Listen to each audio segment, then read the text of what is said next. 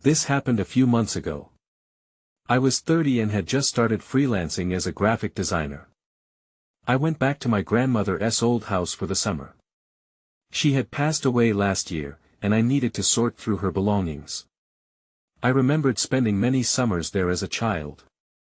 The creaking floorboards and dusty corners felt familiar, but it was also strange. I thought maybe I could find some comfort in it, but I was wrong. On the first night, I settled into the living room. It was quiet.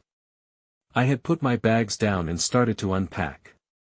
Out of the corner of my eye, I saw something. Just a movement, maybe. I turned my head, but I didn't see anything. I shrugged it off and got back to work. Later, I noticed old family photographs scattered across the floor. I thought I had put them away earlier. It was odd. I picked them up one by one. Most were faded, but one caught my eye. It was a family gathering from the 1960s. There was a shadowy figure in the background. It made me feel uneasy, but I couldn't explain why. I put it down and tried to forget about it. The next day, I started hearing soft knocks on the walls. Just little taps, like someone was trying to get my attention. I walked through the rooms to find the source, but I didn't see anything. I felt a chill run down my spine. Maybe it was just the house settling, I told myself. But deep down, I wasn't sure. As the week went on, things started moving. My books were shifted from the shelf, and my cups were no longer in the kitchen where I left them. It was unsettling. I caught glimpses of something darting past the windows. I thought maybe it was a trick of the light or my imagination. Still, the feeling of being watched grew stronger each night. I felt cold, and my heart raced. I didn't want to stay there, but I had come to sort through my grandmother's things. That night, I sat in the living room, staring at the fireplace. The shadows danced on the wall, and I felt the weight of the house around me. I jumped at every creak, aware of how empty it felt. I thought I saw the figure from the photograph again. The sensation twisted my stomach in knots. I wanted to scream, but I couldn't find the words. Then, there was a loud bang from the kitchen. My heart stopped. I rushed to investigate. When I reached the doorway, everything was quiet. Not a sound.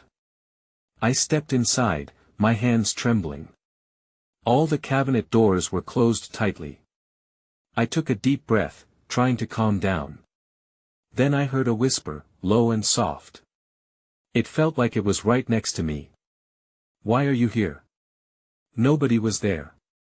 I turned around, panic washing over me. I was alone. Then, I felt a cold breeze at my back, even though the windows were shut.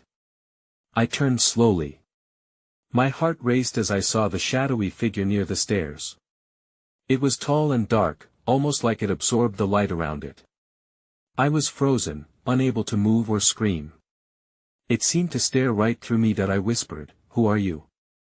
Silence filled the air. Then, I heard a soft voice again, clearer this time. "Help me." I stumbled back, realizing I was not alone in the house. I wanted to run. My instincts screamed at me to get out, to leave, but I was paralyzed by fear. That figure loomed there, dark and unnatural. It didn't move closer, yet I felt like it was pulling me in.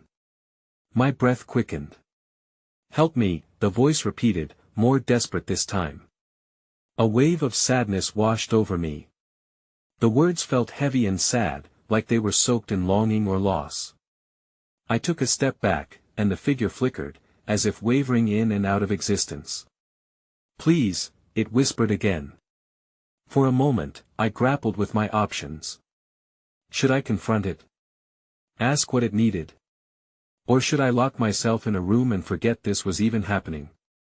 Before I could decide, the figure gestured toward the stairs. My heart raced. It was inviting me to follow. I hesitated, but the urge to understand what was happening overpowered my fear. I needed answers. Taking a deep breath to steady myself, I stepped toward the stairs. The house creaked beneath my feet, almost as if it were protesting my choice. I climbed slowly, my eyes glued to the shadow. Each step felt heavy, weighed down by apprehension. When I reached the top, the figure seemed to dissolve into the hallway. It pointed to a door at the end, a door I had never noticed before. I hesitated again. That door looked old and worn, with a faded blue handle. It radiated an aura of mystery. Was it connected to my grandmother? I glanced back down the stairs but saw nothing. I was alone again. Swallowing my doubts, I walked toward the door. I felt a mix of excitement and dread. What if it opened up to something terrible? But I couldn't turn back now. I gripped the handle, feeling the cool metal against my skin. With a deep breath, I turned it. The door creaked open, revealing a small room covered in dust and cobwebs. In the center sat an old wooden trunk. It was sturdy, adorned with peeling paint and rusted hinges. My heart raced at the sight. Could this be what the figure wanted? I stepped inside, feeling the chill in the air intensify. The trunk looked so inviting, yet unsettling. I approached it cautiously, instinctively glancing behind me. Everything felt different here, almost alive. I crouched down to inspect the trunk. A part of me wanted to leave it be, but another part burned with curiosity. I reached for the lid, and as I began to lift it, the whispers started again, low, urgent.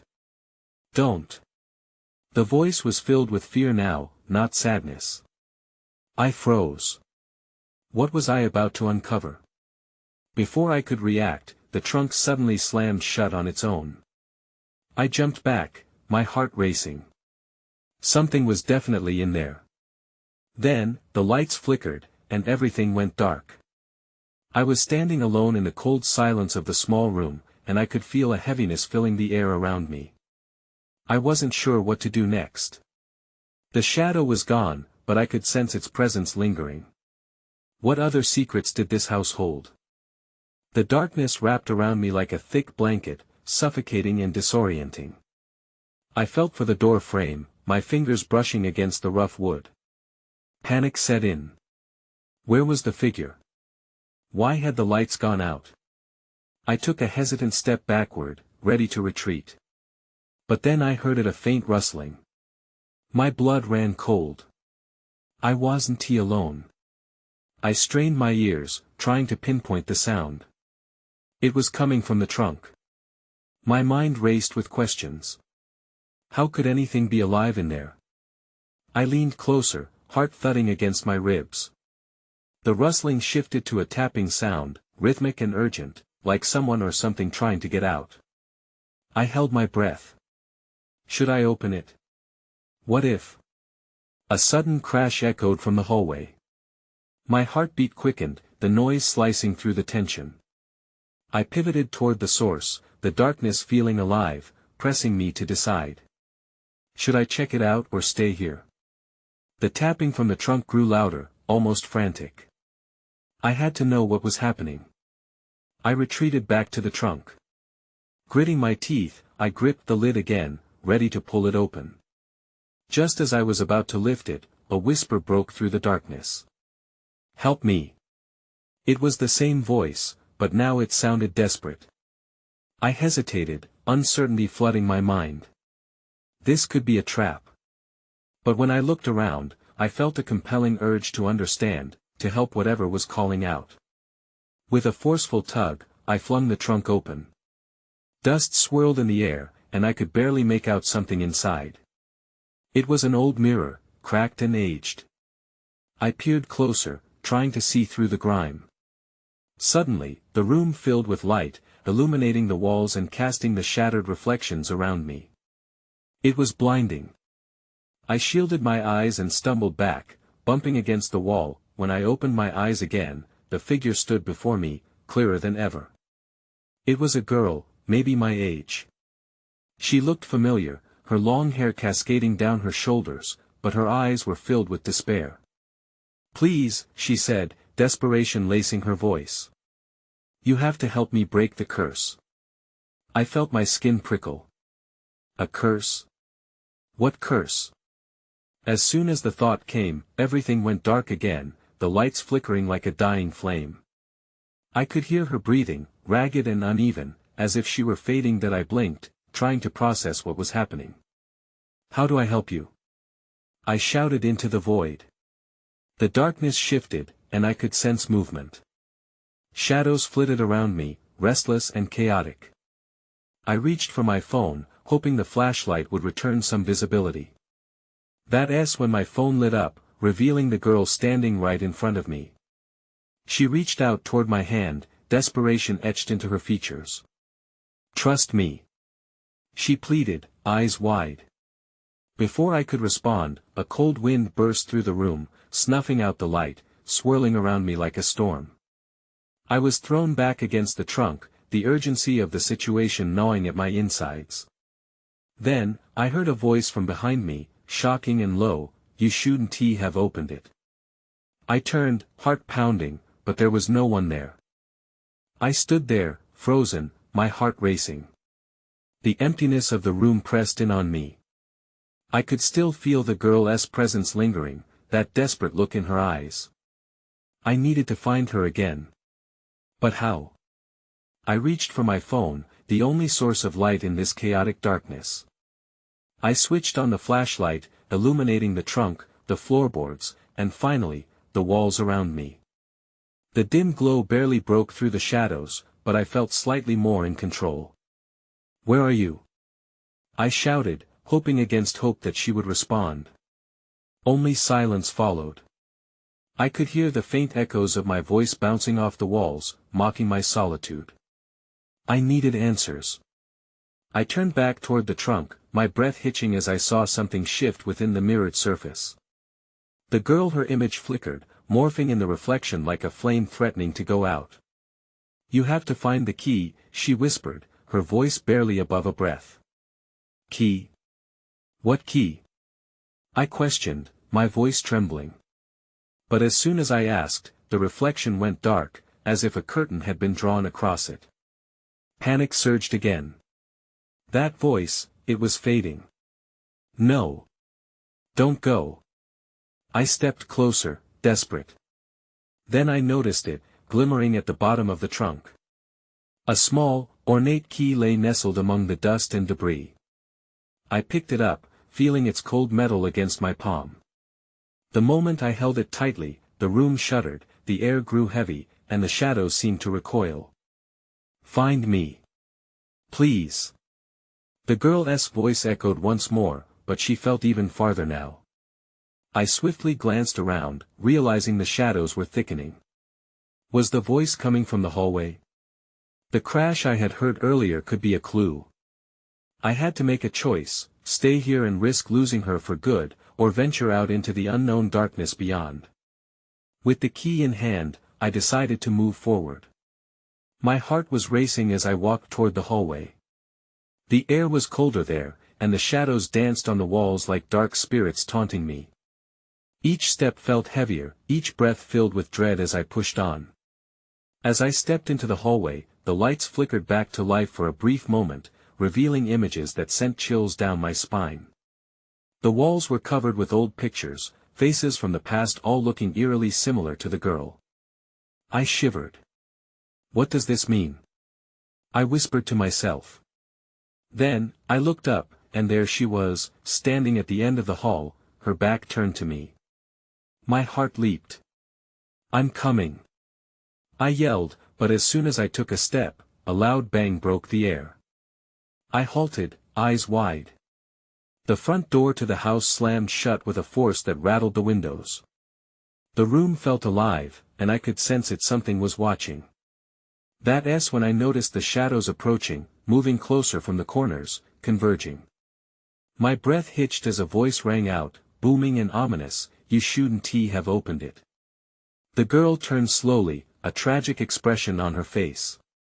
"You have to hurry," she begged.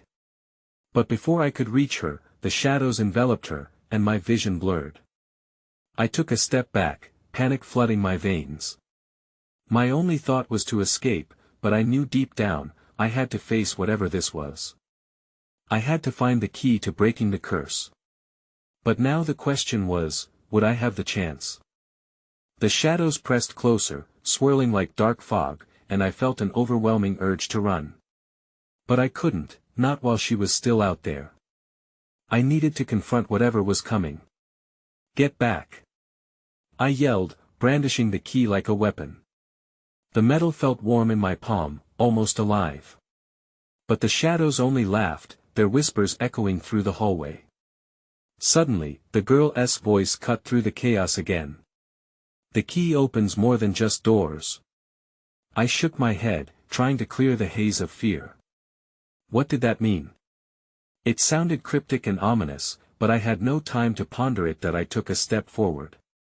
The light flickered once more, illuminating a door at the end of the hallway that I hadn't noticed before. It was old, heavy, and covered in strange symbols. My heart raced as I glanced between the door and the gathering shadows.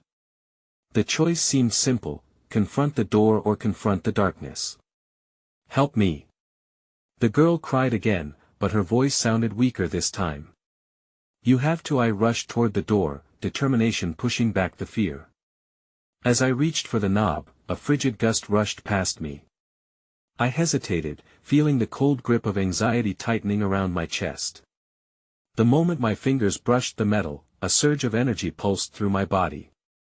Images flashed before me: memories, faces, laughter. But they weren't mine. I felt dizzy as I pushed the door open.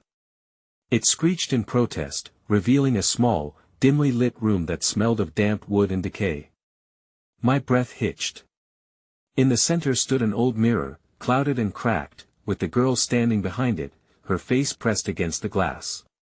I could see her pleading eyes, full of desperation. "No." I gasped. "How do I help you?" "Find the truth," she shouted, but then the shadows surged forward, creeping down the hallway in an angry wave. I stumbled back into the hallway, slamming the door shut and locking it with the key. But the sounds from beyond the door turned into a thunderous roar. The walls shook as the shadows crashed against them, threatening to break through. I felt myself trapped, ensnared in a web of darkness. Then, something in the corner of my eye caught my attention. A small light flickered on the other side of the hallway, illuminating another door.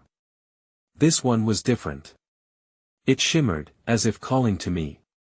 My gut twisted. Could it be another way out? Or more trouble? The girl's face flashed through my mind again. "You have to hurry." I knew what I had to do. I needed to reach that door before whatever was behind me found a way out.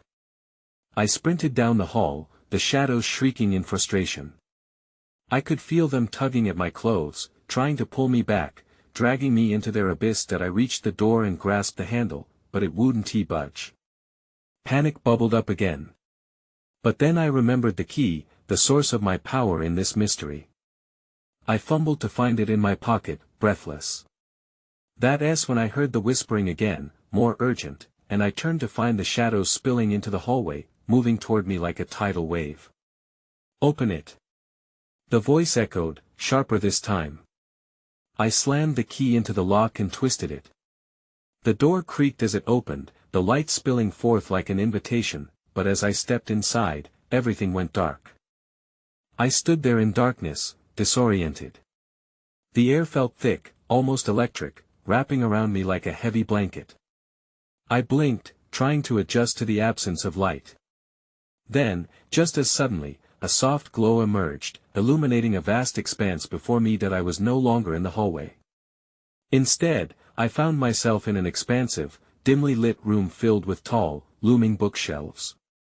The scent of aged paper and ink wafted through the air. I walked forward cautiously, my heart pounding loudly in my ears. "Hello." I called, my voice echoing back to me, swallowed by the emptiness. My fingers brushed against the spines of the books as I passed, each title vanished from memory. I turned, searching for the source of the glow. That's when I saw it at the far end of the room. A book lay open on a pedestal, pages fluttering as if in a gentle breeze. The light radiated from it, beckoning me closer. An inexplicable force urged me to approach, but with each step, doubt prickled at my mind. What if this was yet another trap? As I neared, the whispers returned, swirling around me. Find the truth. They were the same words spoken by the girl. My breath caught in my throat as I reached for the book. The moment my fingers touched the pages, a jolt surged through me, more powerful than before. Images flashed before my eyes. The girl again, but this time she wasn't alone. I saw a group of children, all laughing and playing together. But then the vision shifted. Darkness crept in, shadows swallowing the joy. A sharp pang of fear settled in my stomach. This wasn't just about her, it was about all of them. That I stumbled back, pulling my hand away. What is this? I gasped, looking around for answers but only finding uncertainty. Then, a soft voice broke through the chaos. The key reveals bonds of the past, it said. I spun around, but there was no one there. The room felt alive, as if it was holding its breath, waiting for me to make a choice. Where's the girl? I shouted again, feeling the fear rise within me. The light from the book dimmed, and the whispers twisted into anguished cries. The walls began to tremble, making me feel unsteady. Suddenly, the shadows seeped in through the edges of the room, filling every corner. Panic surged through me. I had to act. I wasn't just a spectator anymore. I was part of this dark tale, and the only way to change the story was to confront whatever awaited me. That I stepped toward the book again, though my legs felt heavy. I opened my mouth to speak, but I was cut off by the sound of something shattering. I whirled around, and my heart dropped. The mirror had appeared again, much larger and staring back at me. The girl's face was clearer this time, but horror twisted her features. You don't have much time, she screamed, and then the shadows surged forward. That I felt my breath quicken. I had to act now. Holding onto the key tightly, I prepared to make my choice. The truth was waiting for me, but I had no idea what it would cost. I took a deep breath, my pulse racing as I clenched the key. The girl's face in the mirror was etched with panic. Her warning played over and over in my mind. I couldn't waste any more time. The shadows were creeping closer, and I felt their cold breath against my skin. With newfound determination, I stepped back toward the book. It glowed with an inviting light, but the whispers became more frantic. Find the truth. Find the truth. I leaned over the pages, trying to focus on the words that flickered through my mind. What truth? What was I supposed to uncover? I flipped through the pages, desperate for answers. Each page revealed sketches of children playing, smiling. But there was an underlying sadness in their eyes, a darkness waiting to unfold. Then I saw the girl again. This time, she stood in front of a faded treehouse, its once bright colors now dulled. I recognized it, a place from my childhood. The treehouse, I muttered. I felt a rush of memories flood back, days spent laughing with friends, a sense of safety. But the image twisted, the laughter giving way to silence, the shadows creeping back in. I gasped and stumbled backward. The mirror flickered, showing glimpses of more children, their faces racked with fear. I had to understand what connected them to the girl and this darkness that now threatened me. Please. I yelled into the empty room. Can someone just tell me what to do? The air thickened, stifling my voice. And then, the shadows surged forward once more, their chill wrapping around me. I felt an overwhelming sense of dread but also an inexplicable pull toward the treehouse. Do I have to go back? I whispered, stepping away from the book. The room trembled as if responding to my inner conflict. Then, a new whisper emerged amongst the chaos, barely audible. The key unlocks what is lost. I forced myself to focus. Was this about memories not just for me, but for the girl and the others? I turned to the pedestal, my heart pounding. With trembling hands, I placed the key in the lock that suddenly appeared on the book's cover. The moment it turned, the room erupted with sound laughter, footsteps, and a chorus of voices calling my name. The brightness grew, casting the shadows into retreat, but I knew I wasn't safe yet. I was unraveling something, and whatever lay ahead still felt dangerous. I need to find her, I said, resolute. The shadows faded to nothing, leaving an echo of urgency in the air. As I opened the book again, the next page revealed a series of maps, each marked with a symbol. My breath caught. One of the symbols resembled the treehouse. My heart raced. If I was right, this wasn't over. I had to follow this path, find the place where it all began. I had to uncover what happened that summer, even if it meant facing the darkness head-on. Before I could rethink it, I stepped into the next vision, the world around me swirling into blinding light. The light faded, and I found myself standing outside the treehouse. It loomed above me, its weathered wood barely holding together. The vibrant colors I remembered were long gone, replaced by peeling paint and rusting hinges. Just like the memories I had, it seemed abandoned, lost in time. Gritting my teeth, I stepped closer, the soft crunch of leaves beneath my shoes breaking the silence. Inside the treehouse, dust motes danced in the shafts of light from the broken windows. I could feel the weight of 1,000 memories pressed against me. Old toys lay scattered around, forgotten relics of laughter and fun. It was all so familiar, yet a chill crept down my spine. "Is anyone here?" I called, half hoping for a response, half dreading one. Silence wrapped around me, broken only by the creaking of the wood. Then, a sudden movement caught my eye. In the corner, something flickered. I turned my head sharply, heart racing. It was a piece of paper fluttering on the floor as though stirred by a breeze. Instead of checking for drafts, I walked over, my curiosity overwhelming my fear. As I reached for it, I recognized the childish handwriting. "Don't go into the woods," it read. "They come at dusk." My stomach dropped. Who had written this? Before I could think further, I heard a soft whisper. "Help us." The plea echoed behind me, and I whipped around to face the empty space. "Who is there?" My voice trembled. "No time. They're coming." The whisper urged again. Panic clawed at me. I didn't know what was happening or what I was supposed to do. The shadows returned, creeping back into the edges of my vision, thick and swirling like smoke. I felt their coldness seeping in. Then I remembered the key. I had uncovered a truth, but I needed it. The key could guide me to answers. I fumbled in my pocket and grasped the key tightly, its chill grounding me for a moment. "What do I do?" I shouted, but the only reply was silence, amplifying the tension in my chest. "Find the others," the voice echoed, breaking through the quiet uncertainty. "Join us before it's too late." Clearer now, I felt a sense of urgency build in me. It was real. There were other children, trapped somehow in this nightmare.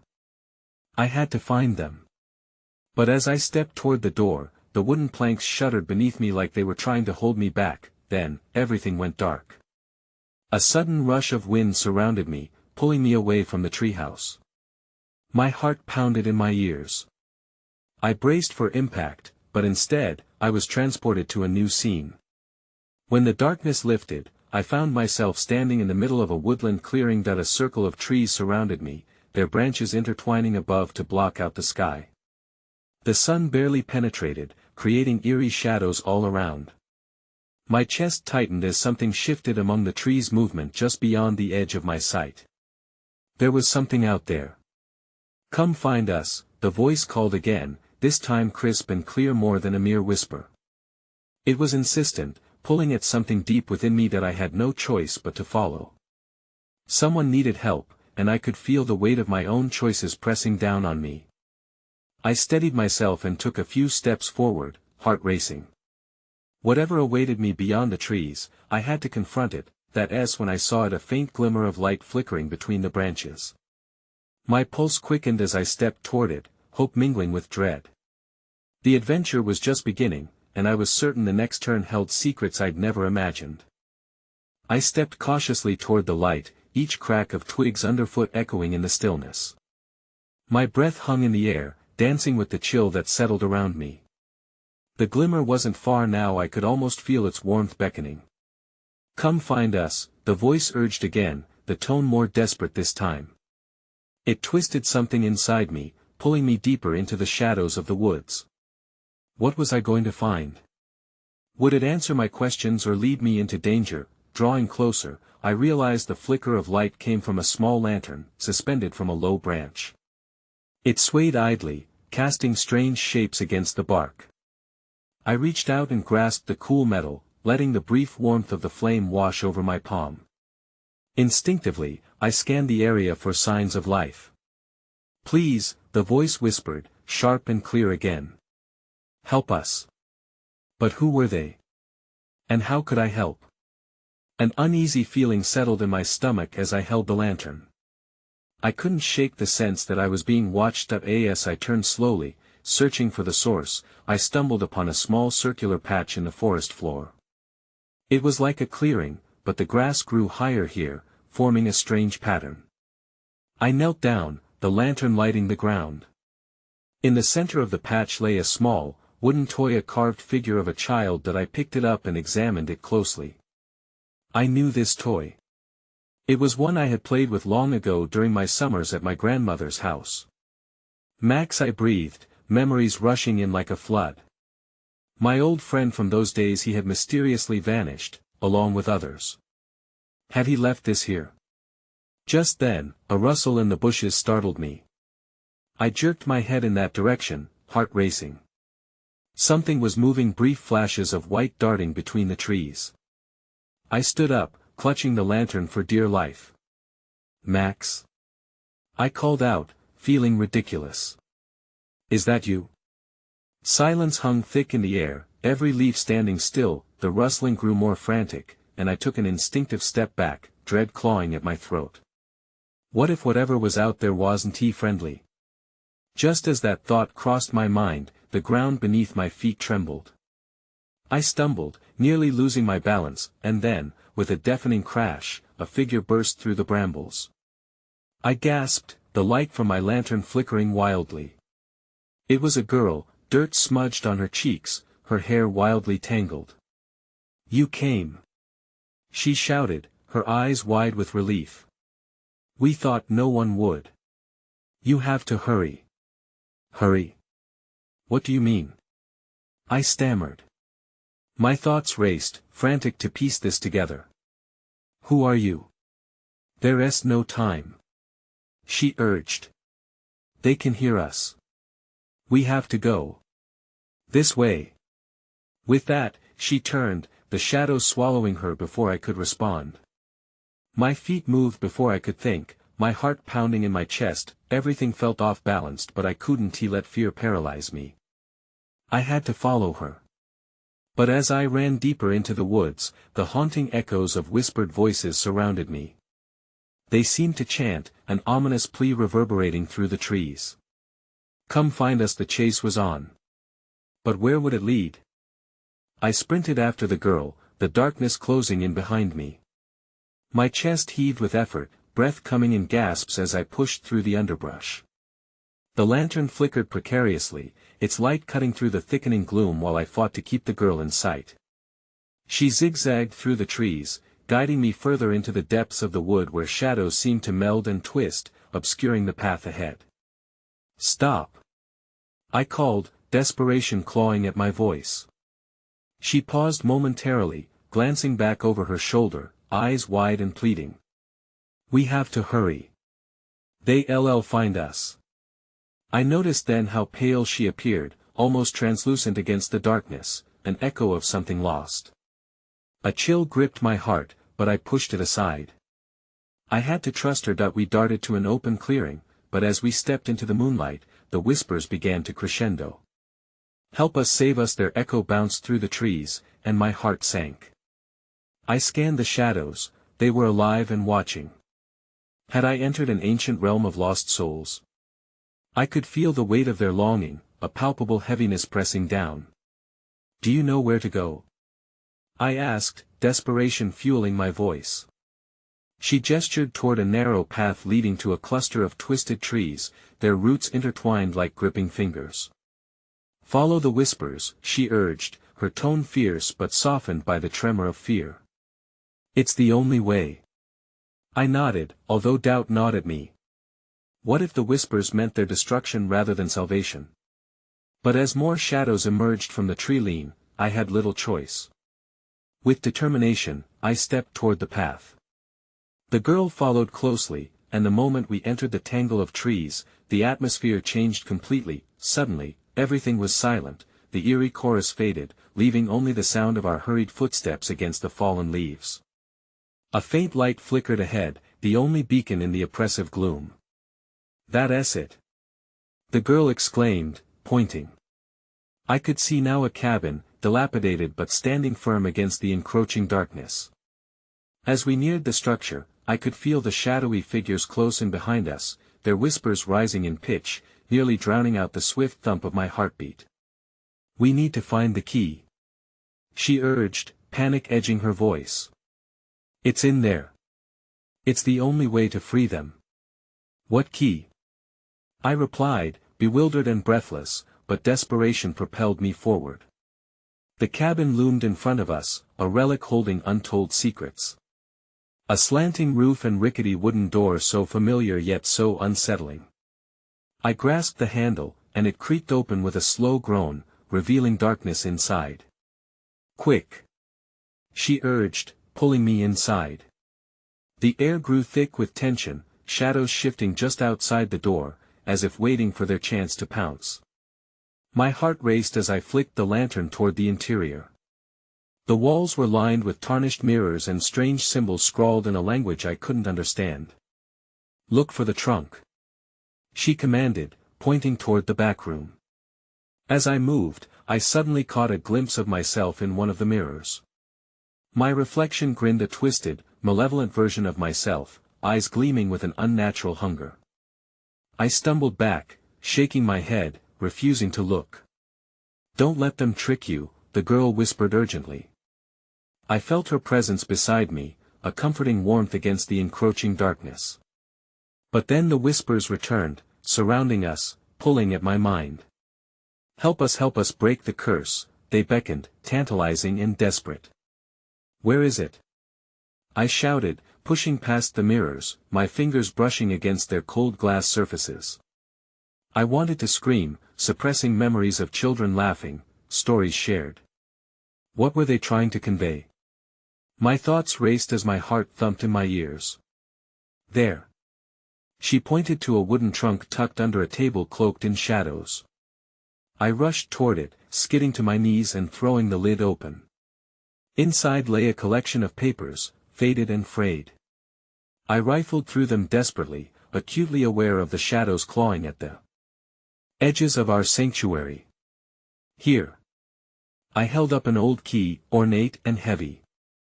The girl's eyes sparkled as she nodded fervently. "That's it. We have to unlock the door in the hallway." "What's behind it?" I asked, adrenaline coursing through my veins. "It's the truth," she replied intensely, "we have to face what happened to us." I pocketed the key, glancing back at the mirrors that now seemed to loom larger. "We have to go now," I urged, urging her forward as we raced out of the cabin, shadows stretching closer to us, their whispers growing more frantic. As we made our way back to the clearing, the atmosphere shifted. The eerie silence transformed into chaos. Shadows thrummed with energy, swirling around us like storm clouds. "They're angry," the girl cried, urging me on. Together, we sprinted back to the treehouse, but I could feel the darkness nipping at my heels. The whispers were now deafening, blurring the line between reality and nightmare. "Help us!" they cried, a cacophony of voices pleading for release. We reached the treehouse, breathless, and I fumbled for the key in my pocket. The air crackled with intensity as I approached the door. I could feel the shadows closing in. "Quick!" she urged as I inserted the key into the lock, twisting it with hopeful resolve. The door groaned open, revealing the impenetrable darkness within. "Step inside," she cried.